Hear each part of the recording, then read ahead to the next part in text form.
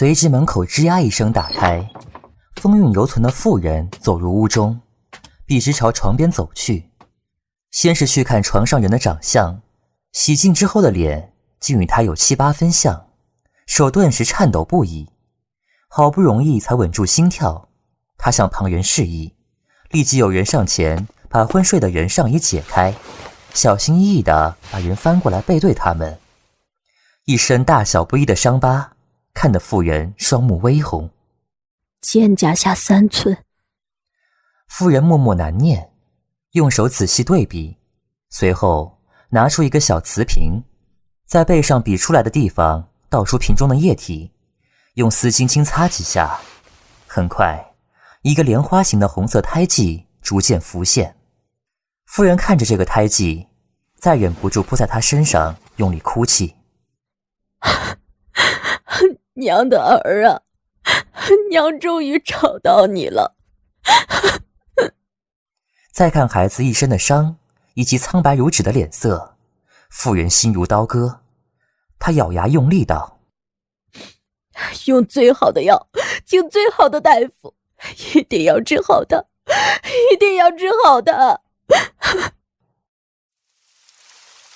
在2月雨水最丰足的时候，一辆马车在轻雨迷蒙中缓缓驶来，穿过长长的青石板甬道。甬道的最深处是一座高耸巍峨的城楼，城楼的9米高的大门之上，被雨水浸湿的黑底渡恶城3字，苍劲有力，龙飞凤舞。当下人敲响书房的门时，任鹏飞正与手下在屋内商谈城中的一些较为重要的事情。若有要事向手下交代时，任鹏飞向来会嘱咐下人，如无必要，不可前来打扰。现在事情正谈到紧要处，却被生生打断。再如何小心谨慎的敲门声，也同样引来任鹏飞的不悦。任鹏飞压低声音，隔着门问道：什么事？门外传来的声音格外小心翼翼：城主，有人求见。任鹏飞不由凝神。什么人？身为中原第1城的城主，每日来求见于他的人络绎不绝，除非必要，否则他不会亲自去接待，不然光是接待这一事就能把他累死。而守在书房外头的下人，不但值得信任，且跟在他身边基本都有5、6个年头以上，熟知他的每个习惯，知道若非来客身份显赫或比较重要，就不要来通知他，让管事的人随便去应付一下便可。现在听到下人直接来传，任鹏飞不禁去想，会是哪位重要人物在大清早的亲自来访？屋外的人顿了一下。城主，来者没有报出名号，管事也认不出这人是谁。任鹏飞眉间的褶皱又多了一条。不知来者的身份，你就敢跑来通报？屋外的声音急促了些。城主，这个人实在太诡异了，没有一个人能拦住。凡是接近他的人，全都莫名其妙昏过去了。若不是不知道路，估计他还会硬闯进内院。什么？任鹏飞双目一凛，从椅子上站起，立刻有人明眼手快地跑去打开书房的门。任鹏飞走近前来通报的下人，接着问道：这人现在在何处？在前院的落水亭里。任鹏飞朝屋外踏出脚步，继续道：来人共有几个？是男是女？2个人，闯进来的是一个30岁上下的妇人，背着一个孩子，孩子被包得严实，看不清模样。妇人？任鹏飞脚下一顿，眼中有什么一纵即逝。他说了什么？紧跟在他左右的下人赶紧摇头。城主，这个妇人好似不能说话，一直都是比手画脚，大家看了好半天才明白他想说什么。闻言，任鹏飞的脚步不由慢下。正当下人狐疑间，他又开始大步流星地朝落水亭走去。等任鹏飞看清背着一个小小的身影站在亭子里躲绵绵细雨的人时，便不知不觉停下脚步。他没猜错，来者便是鬼婆婆的唯一弟子，曾经带任鹏飞他们进入万恶谷中的雅姑。雅姑抬起头，便看见了站在丝丝细雨中的任鹏飞，不禁抿起干裂的唇，伸手轻抚缠在身上的背带。任鹏飞再朝他走近几步，终于看清雅姑脸上的清白和难掩的疲惫憔悴，放在身侧的手握紧又松开，挥退守在这个院子里的其他人后，2、3步走进亭子里。正当任鹏飞犹豫着要不要问雅姑为什么来找他，是不是鬼婆婆的吩咐，又或是问鬼婆婆是不是又想起什么事情打算继续折磨他时，雅姑低头把缠在身上的背带松开，随后背对任鹏飞，示意他把背上的人接住。任鹏飞只好先把话压在肚子里，伸手去接雅姑背上的孩子。当孩子的身子整个落入任鹏飞的双臂间时，他的第一个念头是好轻，不由得低头去看怀中的孩子，却只看到一张紧紧抿起的苍白的唇和尖尖的下巴，一张不及巴掌大的脸被乌黑的长发遮住了大半。雅姑凑上来，伸手拨开附在孩子脸上的头发，让孩子的脸完全显露在空气中，最后深深看一眼，留恋地在小小的脸蛋上轻抚一下。雅姑抬头望向任鹏飞，眼睛里透露着些许希冀的光芒。任鹏飞什么都没说，静静地看着孩子小小的脸蛋，尽管苍白如纸，尽管瘦弱不堪，精致的五官仍能看出孩子的清秀。任鹏飞的双手控制不住的颤抖，好半晌才哑着声问道：这是怎么回事？雅姑一脸哀伤地看着孩子，用手比划着告诉他，孩子受了很严重的伤，他已经竭尽所能，却仍救不了他。这次千辛万苦从万恶谷赶来，就是希望他能够想办法救这个孩子。鬼婆婆呢？雅姑的双眼通红，忍了半天，才伸出手回答：他死了。3个字一句，他死了，着实让任鹏飞惊愕万分，呆呆地看着雅姑，半晌才问道：她是如何死的？鬼婆婆独树医术之高明诡谲，几乎让任鹏飞忘记他还是个人，是个会痛会老会死的人。现在乍闻他已死的消息，一时间真让他觉得难以置信。雅姑忍着悲痛，艰难地用行动告诉任鹏飞，鬼婆婆先是被抽干一身真气，奄奄一息之时，再被人一把掐断脖子而死。雅姑提起鬼婆婆被抽干真气一事，莫名让任鹏飞想起8个月前青山派掌门白川的死，据闻正是真气枯竭致死。思索至此，任鹏飞已经明白大半。在万恶谷那段时间，他便看出鬼婆婆看管那人甚严，宁愿他烂死在谷底，也不愿放他出去。现在他出现在点苍山，鬼婆婆估计不是不拦，而是已经没办法拦住他了。怀中的小孩突地咳了一声，雅姑顿时紧张地自怀中掏出一个瓶子，倒出一粒药丸，塞进孩子小小的嘴里。事后看到任鹏飞微蹙起的眉，便告诉他，这是他从鬼婆婆那里找到的灵药，可以给孩子续命，但现在药丸已经不多了。任鹏飞随即抱着孩子往自己住的庭院走去，让雅姑跟在他身后，期间叫来下人把城中的大夫请来，顺便把与宁轩隔壁的明阁打扫干净。任鹏飞走进屋里，才把孩子轻轻放躺在床上。早获知消息赶过来的任成飞已经贼头贼脑地探了过来，好奇地上下打量床上的这个孩子。哥，任鹏飞细心地给孩子盖上被子。你太不应该了。任成飞哀惜不争地深深叹一口气，拍拍兄长的肩膀。竟然让你的女儿，我的亲侄女流落在外这么多年。若是平常，任成飞开这种不着调的玩笑，任鹏飞肯定会无奈地瞥他一眼，但此时他只是无言地凝视躺在床上的孩子。任成飞一见兄长沉重的脸色，原来只有3分猜疑的心顿时暴涨至9成。他惊疑不定地凑过去，再仔细看一阵小女孩的眉目。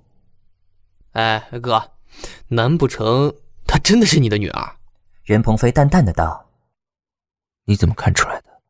任成飞抬头在看他，嘴巴张得能吞下一个鸡蛋。任鹏飞伸手帮他合上下巴。说。任成飞半晌才找回自己的声音，指着小女孩道：你不觉得她和你长得很像吗？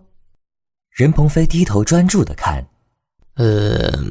嘴巴、鼻子还有耳朵都蛮像的，总之看起来就是像。哥，她真的是你女儿？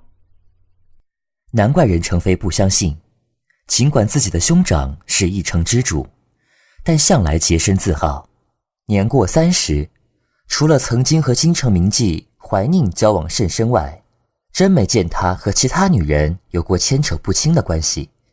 别说妻妾了，甚至连个通房丫头都没有。正当任成飞以为清心寡欲的兄长此生会不会孤老终身时，凭空之间突然冒出个5、6岁的女儿，如何不让他震惊？任鹏飞从孩子身上收回视线，微不可察地轻叹一声，对弟弟说道：她叫青青。他没有正面承认，但听他这么一说，任成飞心中也有了个底。哥，这孩子的娘是谁啊？怎么不把她一起接回城中啊？任鹏飞没有回答。正当任成飞忍不住在追问之时，大夫来了。专门在杜尔城中当值的大夫医术自然精湛，经过一番认真把脉后，这位大夫神色凝重地告诉任鹏飞，说这孩子受了很严重的内伤，5脏6腑俱损，能活至今，除去孩子一出生就吃过不少固本培元的东西外，还一直有保命的灵丹妙药维持。随后大夫有遗憾的道，说这孩子身上的伤太重也太玄妙，他能力有限，实在无可奈何。任鹏飞脸色凝沉，他追问大夫还有什么办法可医治孩子。大夫摇头，目前也唯有继续让孩子吃下他之前一直用来保命的那种药了。任鹏飞眉头粗得更紧。可是这种药已经所剩无几。大夫闻言顿了片刻，随即朝他长揖到底。主上，若您信得过老朽，便给老朽看一下这种药的药方，这样方能把药再配出来。药方？任鹏飞看向一直立于角落的雅姑，雅姑朝他用力摇头。任鹏飞便向大夫道：没有药方。大夫想了想，那可还有这种药，能否给老朽一些，让老朽拿回去研究，看里头都需要何种药材，好开出药方。任鹏飞又看向雅姑，雅姑低头想了下，才走上前，再次掏出药瓶，从中倒出一颗，递给大夫。大夫连忙从药箱中拿出一个空瓷瓶，小心翼翼地接过，谨慎地放进瓶子里塞好。大夫不负自己一身精湛医术，不过3天便分出制作药丸的各种药材，多半都是珍贵难求的药材。好在以杜鄂城之力，收集这种药材也不是什么难事。而更让大夫啧啧称奇的是，制药之人配药之大胆诡异，却也极其有效。接下来的日子，小女孩青青便是喝下从药丸改为更能发挥药效的药汁续命。许是效果不错，一开始她几乎一整天都是在昏睡，后来苏醒的时间渐渐增多。很多时候，当青青睁开自己又圆又黑的眼睛，都会看到一个英朗的男子坐在床边静静看她。有一日，青青早早醒来，一直跟随在左右照顾她的雅姑看她醒了，轻盈地摸了下她的小脸蛋，转身去给她端热水洗脸。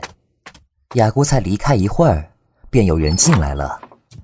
靠在床头的青青抬头一看，便看见那张日渐熟悉的脸庞。青青没有说话，只是睁着大大的眼睛生涩地看着他。他也不说话，只是平静地注视他。雅姑端着脸盆回来了，身后跟着送药的丫鬟。任鹏飞先让雅姑给孩子擦脸，随后端过药碗，盛了一勺药汁，吹凉，递到孩子泛白的小嘴边，看他一点也不畏苦，柔顺地喝下。终于喂完药后，任鹏飞把空碗递还给丫鬟，然后起身离开。走到门前时，忽闻身后传来一道小心翼翼的声音。任鹏飞不由回头，正对上孩子清亮的双眼。这次终于听清他说了什么。你是我爹爹吗？小小的孩子抱着被子，瘦小的双手因为太过用力微微泛白，乌黑的长发披在肩后，微侧着小脸，一些期待，一些害怕，又有一些羞涩。任鹏飞静静地凝视，向来古井无波的心泛起阵阵涟漪，久久不息。不由自主地便走上去，坐在床边，第一次主动把孩子抱在怀中，摸着他瘦弱不堪的身子，感受他在怀里按捺不住的轻颤低泣，一种名为心疼的情绪逐渐占据他的一颗心。任鹏飞第一次深刻地感觉到，怀中的这个孩子真的是与他血脉相连，无法割舍的至亲骨肉。青青在杜鄂城的日子算得上是幸福快乐的，在这里有温柔的雅姑姑，有体贴的爹爹，还有总是喜欢买一大堆东西来逗他笑的程飞叔叔。他虚弱的身体牵引大家的心，每次他一喝药时，他们若在场，都会用不舍心疼的目光看着他。青青一开始格外内向羞涩，很少主动说话，但随着日子的流逝，与大家相处的时间越长，他渐渐地开朗不少。程飞逗他的时候也晓得回嘴了，乐得任程飞抱起他一阵猛亲。任鹏飞的关怀向来含蓄，经常是在青青快要睡觉时赶来，坐在床边陪他说说话，静静看他入睡。任鹏飞曾问青青：你是怎么知道我是你爹的？青青握着他的手，腼腆地笑。鸭姑姑曾对青青说过要去找爹爹，而且爹爹又对青青很好。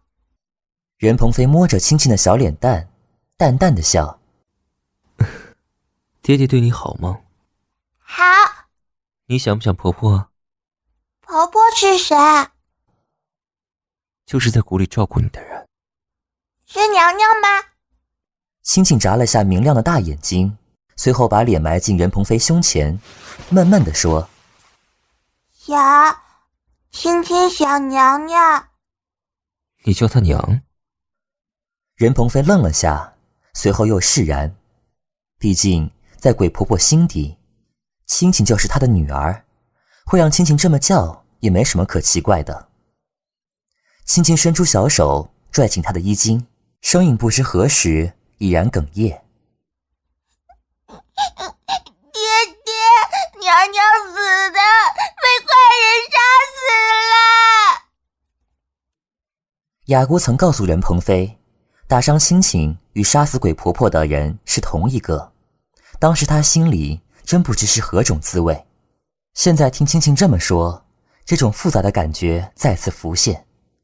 拍拍孩子稚嫩的背，任鹏飞只能劝道：青青，别伤心了，听爹的话，先好好养伤，好吗？当初为了救弟弟一命，他付出太多，现在想来，他有没有为此后悔过呢？抱紧怀中的孩子，任鹏飞无奈地闭上眼睛。他知道，即便历史重来，他也不能眼睁睁看着弟弟就这么死去。给青青每天吃的药只能让伤势不再恶化，却不能加以改善。但在没有找到更好的方法前，这种药还是保住青青一命所必不可少的东西。可是眼下，任鹏飞却为此蹙紧了眉头，周身凝重的令立于他前面的属下个个心惊胆战。青青的病需要医治，之前任鹏飞就让下人往仓库里囤放了不少需要用上的药材，待其中的几味比较珍贵也比较稀少的药快要用光再去购买的时候，却猛然发现城中乃至方圆数百里内的大小城镇遍寻不到这些药材的踪迹。当时任鹏飞隐隐觉得不对，但也未曾多想，让人再去远些的地方购买，结果还是没有。这几味药材固然名贵，但也不到遍寻不着的地步，现在却是花上重金悬赏也没有人把东西送上。任鹏飞终于明白，定是有人在与杜鄂城作对。这个想法令任鹏飞头疼，其实这已经不是第一次，在青青来到城中之前，他就屡次遇上过这样的事情。青青到来那日，他就是在书房里与属下研究解决之道。不只是抢购药材，这几个月以来，杜鄂城的很多生意也被人恶意打压，很多店铺不得不关起门来不再做生意。曾经很多与杜鄂城交好的商家纷纷倒戈，对杜鄂城的影响甚是巨大。能给杜鄂城造成如此损失的对手定不是寻常人物，不但要有广泛的人脉，还必须要有相当可观的财力。可任鹏飞遍寻所有有此能力的人，却觉得他们都没有必须耗费巨大的人力财力与杜鄂城为敌的动机。